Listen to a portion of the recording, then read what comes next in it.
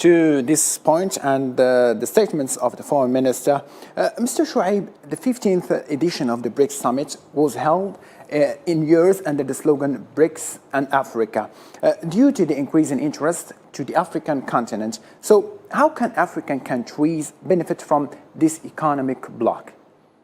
Yeah, great. Good night for you and for all your guests. I believe that today we see that BRICS, we see many members, they are looking to join this bloc. So let me go historically just a few decades after the Second World War, when the dollar, the currency, was being created. And we have seen how many financial institutions have been really created after that. So we have seen two powers. We have seen the currency of dollar, the power of dollar, and the military power.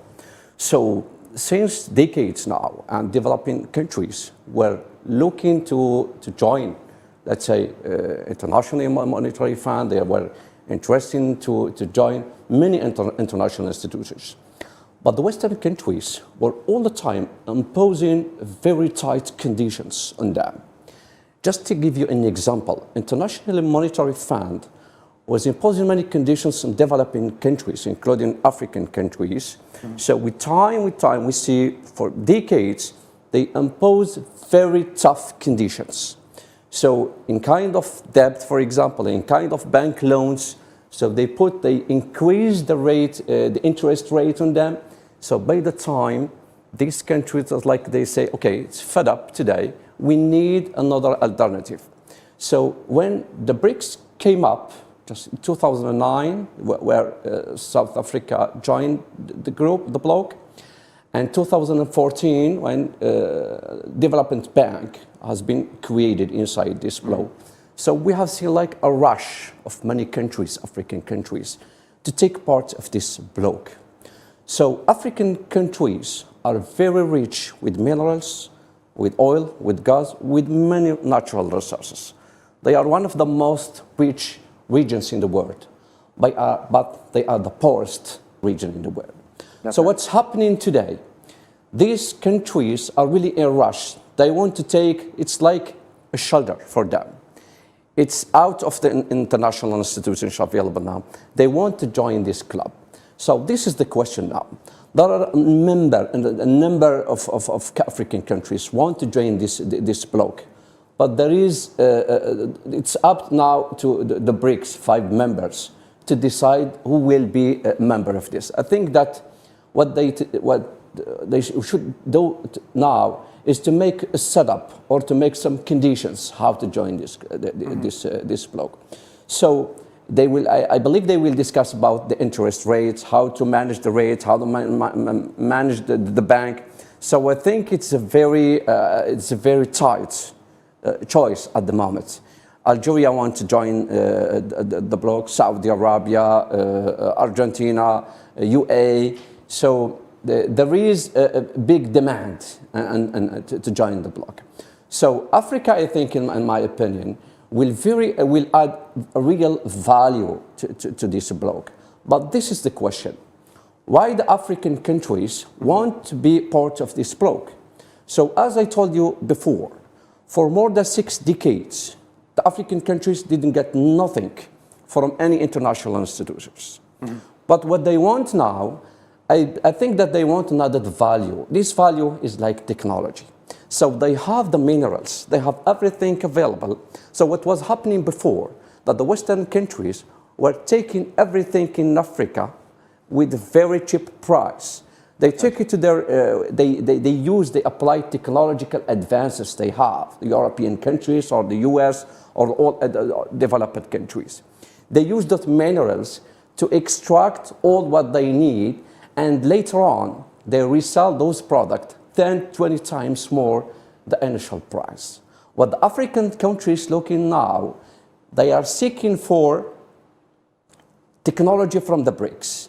They want to use their own resources, available resources, with the technology they get from China especially, to develop the infrastructure in Africa. So I believe this is the first target for the African today. They want to make like a win-win cooperation. They have the natural resources. What they need technology, and they build a rich continent, a rich economy. So I believe this is the first focus of the African countries, and Algeria is, I think this is what it's looking for. But just one question. Many African countries now are not diversified in kind of economy. I'll give you an example. Algeria actually last year made more than $7 billion out of oil and gas. This year, the Algerian government is looking to reach $15 billion. I think this is one of the conditions to belong, to take part of the BRICS, that you have a diversified economy. If you have diversified economy, it means that you will have stability in your economy. And by the way, you will add a value to the bloc. Very good indeed. So you have a point you have raised, Mr. Choeib. India now is calling even to the inclusion of the Union of Africa in the G20 and, of course, in the BRICS summit. And do you think that the African countries, mainly the developing countries, what benefits they will give to the bloc? Okay, great question. First of all, let me congratulate your guest from India. As yesterday, India succeeded to reach the moon, and this is the fourth country in the world succeeded to do it, to send uncrewed spacecraft. So, and there are 4 countries in the world succeeded to do it. So, United States, Russia, India, and China. So, 3 countries of them are members of the BRICS. And that's something good, yeah. Yeah, and if we open this bracket about this, this is showing how the BRICS is going to be strong. So 3 countries succeeded to reach the moon, so they have technology. So this is a proof that they have technology, and really they can really add value to the members, all countries. They want to take part of it. So as I told you before, African countries are very rich, natural resources. I think that will be some selection for the countries to join the club from policymakers in the bloc. I think Algeria will be a key or a masterpiece in the bloc, including Saudi Arabia. Why? If Algeria and Saudi Arabia will take parts of this bloc, I believe that, as you know, Saudi Arabia is the biggest exporter of oil, Yeah. in the world. And in the BRICS, we have Russia. So we will have 2 countries, biggest exporters of oil in the world, Saudi Arabia and Russia. Inside the BRICS, we have the biggest importer of oil in the world, which is China. And the third also one country is inside the club, which is India. So we will have like a balance in kind of opportunities between the countries existing at the moment and some countries they are looking to take part of it. Algeria also is the biggest producer of natural gas in Africa, and the biggest exporter in Africa. To Europe. So we see, yes, the biggest exporter of natural gas in Africa. So we see that there is some balance between opportunities, and any elements of these countries will really add value. As your guest said from the States, it's fight for justice. It's true. This is fight for justice. African countries, they feel that they lost their rights for decades. They were upset. They were upset for a long time. And they are looking for something like to shine their future. So as your guest said from the US, that Niger actually is exporting, the European Union is getting 25% of uranium needs from Niger. France is using more than 35% of its uranium, it's getting it from Niger to generate its electricity. And the other side, Niger power bills are very high and skyrocketing all the time. So this is a good example how this world became unfair. The General Secretary of the United Nations, Guterres, Antonio Guterres, declared a few weeks ago that the financial institutions are outdated and are unfair. So we need to make some reforms because they are like taking the rights of the poor countries and they giving them to rich countries. It's like you add the wealth to the wealthy countries. So now we are, it's like we are very challenging points for all African countries, I believe.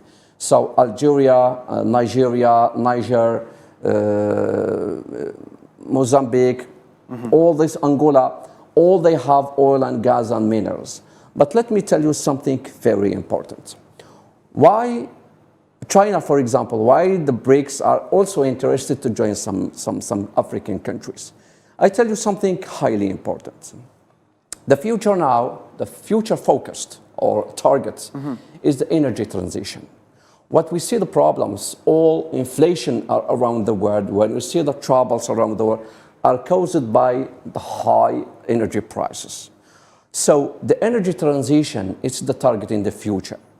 If we say energy transition, it means that we phase out oil and gas gradually and some minerals, some coal, and we go to the renewable energies. If we go to the renewable energies, we need minerals. We need iron, we need cobalt, we need graphite, we need nickel, and all these components are available in Africa. Perfect. So tell you another point. China has a giant EV, electrical vehicles, a giant in the world. It's the first maker.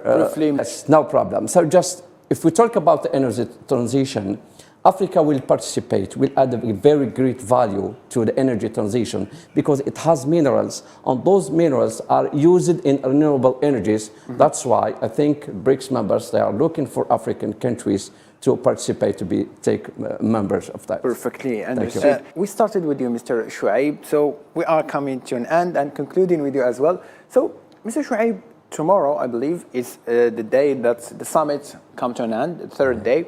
What is the expectation and the outcomes that we can generate from this summit? Okay, great. Let me highlight something quickly.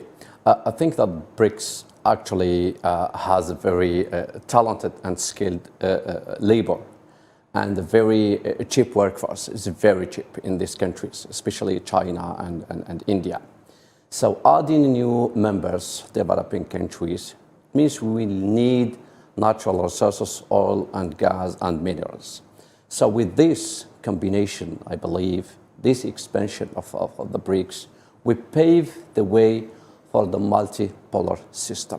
So, and we can say we can phase out the unipolar system looming at the moment in the world policy. So I think that by tomorrow, the first thing I think comes, they have to set conditions and how the members will join, how to organize the bank loans, how to organize, how to afford the credits.